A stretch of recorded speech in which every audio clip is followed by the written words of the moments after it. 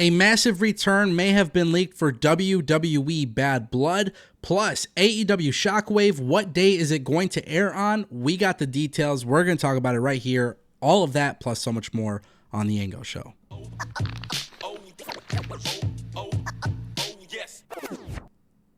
All right, y'all, just a quick reminder, we are live Monday through Friday on this channel at 12 p.m. Eastern. I don't know what it is. We've been talking a lot of wrestling lately, and I just keep biting over my words. But listen, guys, today's video is huge. These live streams are huge. You definitely don't want to miss it. Click subscribe, ring the bell. Let's kick things off with Braun Strowman. Two things you need to know. One, reportedly, Braun Strowman is injured with a groin injury, and apparently he suffered it during the last Monster Standing match. We don't necessarily know if he's going to be off of TV or whatever the case may be, but it sounds like it happened during the middle of the match, and then he still finished the match, which is obviously great. But did you guys know that WWE was reportedly not happy with this match? Well, they liked the match, but they didn't like the big ring explosion spot.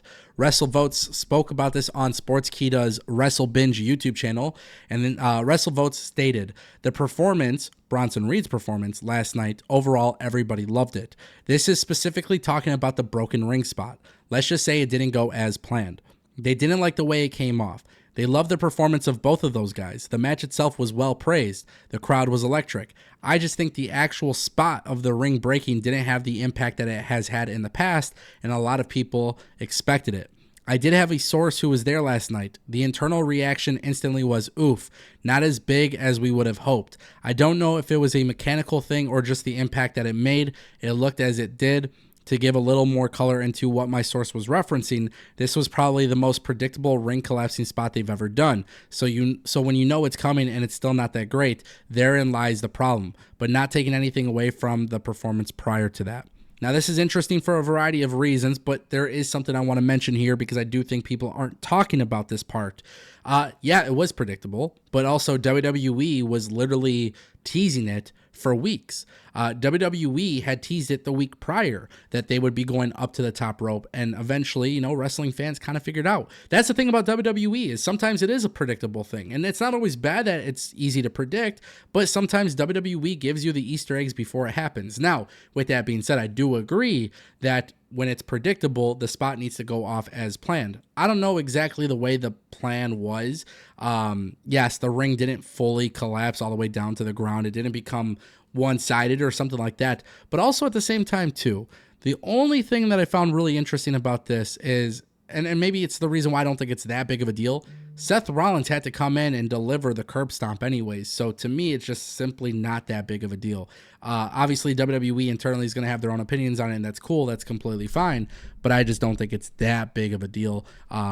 I still thought it was a great match, and whatever. I don't think this hurts WWE or helps WWE in any situation. Let's talk about AEW Shockwave. Ladies and gentlemen, we know that it's scheduled to go to Fox. We don't know what channel exactly. We don't know exactly whether it's FS1, Fox, Tubi, whatever other channels they have.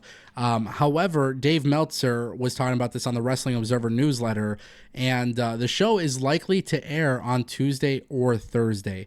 And this is actually a really interesting situation that is unfolding because we don't necessarily know when WWE Raw will be moving during the week, because we do know that WWE Raw, as it stands, yes, it's scheduled to be on Netflix, but we don't know if it's going to be Monday nights, Tuesday nights, Wednesday nights, Thursday nights. And I think AEW has to be very, very careful here when launching a new show with Fox. And the reason for that is because Tuesday nights belong to NXT. Shockwave will lose to NXT. Okay, that's obvious. We know Shockwave is going to be the third show. If it's anything like Rampage or Collision, it's going to lose to NXT. With that being said, if it airs on Thursday, which I think it should actually air on Thursday, I'm really curious to know what time slot it is. Because if WWE Raw stays on Monday, NXT moves to Wednesdays, and SmackDown moves to Tuesdays, you can have NXT battle it out with AEW on Wednesday nights, which personally I think would actually be just best for the wrestling industry. I feel like NXT and AEW were really forcing each other going head to head. I wouldn't mind seeing that happen.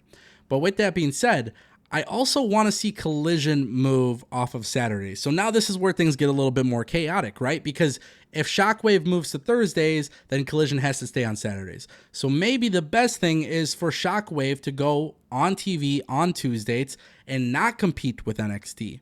But if it's a 1 hour show, do it from 10 o'clock to 11 o'clock, just like how Rampage is on Friday nights. And then what I would do as well, and this is really the big kicker here, move Collision from Saturdays to Thursdays. So then you have a wrestling week that consists of Monday Night Raw, Tuesday NXT, Shockwave at 10 o'clock, Dynamite on Wednesdays, Thursday would be TNA and Collision, and then Friday would be SmackDown. If we're not moving SmackDown off of Friday nights to Tuesdays, that would make the most sense. Also, I think it is very interesting because Tony Khan does not want to compete with the NFL, but it's really difficult for Tony Khan to not compete with the NFL because NFL is pretty much every day now. But granted, if the NFL is not on TV competing with AEW, then AEW is clearly competing with WWE. There's just so much happening all at once. It is going to be a very competitive atmosphere, but I do hope that the Shockwave show ends up succeeding, and hopefully they treat it as a big deal because pre-taped 1 hour shows, it really hasn't been a success for AEW in the past. All right, guys, we know that Cody Rhodes was on the Pat McAfee show. Now a new video is circulating after the show ended. Pat McAfee walks up to Cody Rhodes and he says, "I heard the big guy is coming back this week." Cody Rhodes says, "Which one?" Pat McAfee says, "Ha, you told me enough." And then he walks away after giving the cleanest dap up to Cody Rhodes. Obviously, this is in regards to Roman Reigns. No, I'm kidding. The Rock, because we know Roman Reigns is tag teaming with Cody at the show. Look, I think if The Rock shows up at Bad Blood, this is the way they're going to end the pay-per-view. I mean, I think it's very simple. It's very easy to predict that. In my personal opinion, if The Rock is not returning at Bad Blood, then there is no reason why this tag team match should be main eventing the pay-per-view. But in recent weeks, there's been a lot of conflicting reports. Hey, will it be Rock and Cody and Roman and all this stuff, Bloodline stuff, ending the show? Or will it be Drew versus CM Punk? And me personally, I think that storyline, it's coming to a culmination. It's coming to an end. I think that should main event the pay-per-view. But also at the same time, too, I mean, if you're having the Bloodline and The Rock there, it has to end the pay-per-view. It's becoming very, very conflicting. Too many different reports about this, so we don't know exactly what WWE's plan is. I just can't imagine The Rock opening up the show or something like that. So The Rock showing up is going to be very interesting. A lot of people are conflicted. They're torn on this. Me personally, I don't know what WrestleMania 41 is going to look like. Every time I feel like we know the answers, we really don't know the answers, and then unfortunately, we're just waiting and waiting and waiting. WWE has so much stuff in the works here. It's obviously a very saturated situation, so I'm going to stick around, be patient, and wait to see what happens. I don't want to be overreactionary to this, and the reason why I don't want to be overreactionary to this is because y'all saw my reaction to when Cody gave up his WrestleMania main event, and at the end of the day, I woke up a happy man when he was the champion. So, ladies and gentlemen, that's it for today. Thank you for watching The Ango Show.